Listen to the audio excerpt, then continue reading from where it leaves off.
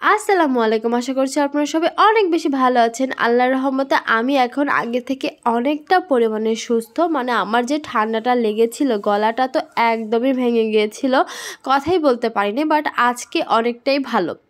আর আজকের ভিডিওটি হচ্ছে তেলাপিয়া মাছ। নর্মালি আমি কোনো মাছ খাই না, আমার পছন্দ না মাছ এত। যারা আমাকে সামনে থেকে চেনে তারা জানে। বাট আজকে আম্মু দেখলাম যে বাজার থেকে অনেক বড় একটি তেলাপিয়া মাছ নিয়ে আসে। তো আমার না লোভ সামলাইতে পারলাম না। আমি ওকে বললাম, আম্মু প্লিজ এটাকে কেটে আমাকে ভুনা করে দাও। তো আম্মু বলল ঠিক আছে। তো আপনারা দেখতেই পারলেন যে প্রথমে আম্মু মাছটাকে কেটে ধুয়ে নিয়েছে। আর তেলাপিয়া মাছের মাথাটা খেতে না আমার অনেক বেশি ভালো লাগে। আম্মুকে বলেছি মাথাটা বড় করে রাখবে। আম্মু মাথাটা বড় করে রেখেছে, তারপর নুন হলুদ মিশিয়ে ভালো মতো ভেজে নিচ্ছে। আপনারা দেখতেই পাচ্ছেন আম্মুর ভাজা কমপ্লিট হয়ে গিয়েছে। এখন আম্মু একটা একটা করে মাছ তুলে নিচ্ছে। ভাই, আমার কাছে না ভুনা মাছও অনেক বেশি ভালো লাগে, এবং এইরকম কড়া করে ভাজা মাছও আমার অনেক ভালো লাগে। অনেক সময় তো আম্মু যখন এরকম মাছ, তেলাপিয়া মাছ নিয়ে আসে, এরকম কড়া করে ভাজে, ভাই তখন আমি কি করি, এক দুইটা পিস এমনিতেই খেয়ে ফেলি। শুধু আম্মুকে বলেছি, আম্মু আমাকে না একটু কড়া করে ভেজে দিবা, কারণ আমার কাছে না মাছের কাঁচা কাঁচা স্মেলটা না ভালো লাগে না, কারণে আমার মাছ খাওয়া না তেমনটা হয় না। কিন্তু আমার আম্মু আমাকে খুবই কড়া করে ভেজে দেয়। আমার কাছে ওই মাছটা খেতে অনেক বেশি ভালো লাগে। তো আপনারা দেখতে পাচ্ছেন মাছগুলো ভাজা কমপ্লিট হয়ে গিয়েছে। এখন হচ্ছে প্লেটে রেখে দিয়েছে। এখন হচ্ছে মাছগুলো ভুনা করবে। ভাই মাছ ভুনা কিন্তু আমার অনেক পছন্দ, আমি জানি আমার মতো আপনাদের অনেক পছন্দ। এখন হচ্ছে মাছগুলো ভুনা করবে। প্যানের মধ্যে হচ্ছে আম্মু প্রথমে তেল নিয়ে নিল। এখন হচ্ছে তেলটা গরম হওয়ার পর আম্মু আস্তে আস্তে পেঁয়াজ এবং কাঁচামরিচগুলো দিয়ে নিল, এবং এটাকে ভালোভাবে ব্রাউন কালার করে নেবে। কারণ পেঁয়াজটা যদি ব্রাউন কালার না করা হয় তাহলে একটা কাঁচা কাঁচা স্মেল আসে, যেটা আমাদের ভালো লাগে না, আর তরকারির স্বাদটাও ভালো লাগে না। এখন হচ্ছে আম্মু এটার মধ্যে আদা এবং রসুন বাটা দিয়ে দিচ্ছে। এখন একটু কষিয়ে নিচ্ছে।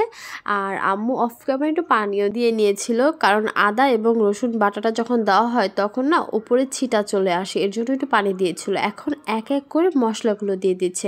প্রথমে দিয়ে দিচ্ছে মরিচের গুঁড়ো, হলুদের গুঁড়ো, লবণ, ধনিয়া, জিরার গুঁড়ো, এগুলো দিয়ে ভালোভাবে কষিয়ে নিচ্ছে। আর আমি প্রত্যেকটা ভিডিওতেই বলেছি যে আমরা হচ্ছে ভালোভাবে কষিয়ে তারপর রান্না করি, কারণ ভালোভাবে না কষলে তরকারিটা একটুও খেতে মজা লাগে না।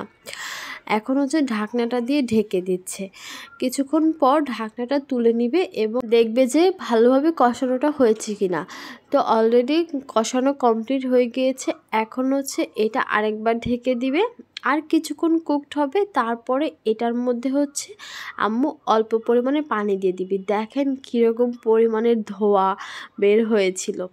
এখন এটার মধ্যে হচ্ছে আম্মু পানি দিয়ে তারপর আরও কিছুক্ষণ এটাকে কষিয়ে নেবে, কারণ যত বেশি কষানো হবে ভুনাটা তত বেশি ভালো লাগবে।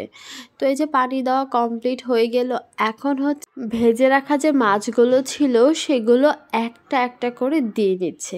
প্রথমে হচ্ছে আমার পছন্দের মাথা, তারপর এক এক করে দিয়ে নেবে হচ্ছে মাছের বাকি যে পিসগুলো ছিল ওইগুলো দিয়ে দেওয়ার পর এখন হচ্ছে এটা ঢাকনা দিয়ে ঢেকে রাখবে কিছুক্ষণ।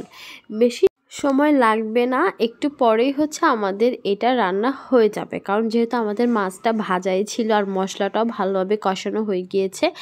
এখন আপনারা দেখতেই পাচ্ছেন যে আমাদের ভুনাটা অলমোস্ট কমপ্লিট। এখন এটার উপর দিয়ে দিয়ে দিবে আমার পছন্দের ধনিয়া পাতা। ধনিয়া পাতা যা ভাই আমার এত বেশি পছন্দ, কি বলবো। আমি প্রত্যেকটা তরকারি বা ভুনার মধ্যেই ধনিয়া পাতাটা খাই। এখন ধনিয়া পাতাটা উপর দিয়ে দিয়ে নিয়েছে। এখন দেখেন আমাদের ভুনা পুরোপুরি রেডি হয়ে গিয়েছে। এখন হচ্ছে আম্মু প্লেটে সার্ভ করে নিবে। ভাই আজকের দুপুরের খাওয়াটা যা মজা হবে, আম্মুর হাতের এই ভুনাটা যে কি মজা, কি বলবো। আমি তো আজকে এই মাথাটা দিয়ে খাবো। নর্মালি আমি খাই না, সেটা প্রথমেই বলেছি। তো এইভাবে ভুনা খেতে কার কার পছন্দ অবশ্যই কমেন্ট করে জানাবেন। আর ভিডিওটি যদি ভালো লাগে তাহলে অবশ্যই আমাদেরকে লাইক, কমেন্ট এবং শেয়ার করে আমাদের পাশে থাকবেন, আমাদের অনেক অনেক বেশি ভালোবাসা দিবেন। আপনাদের এই ভালোবাসা যেন আমরা অনেক দূর পর্যন্ত এগিয়ে যেতে পারি। তো ভালো থাকবেন। আসসালামু আলাইকুম, টাটা।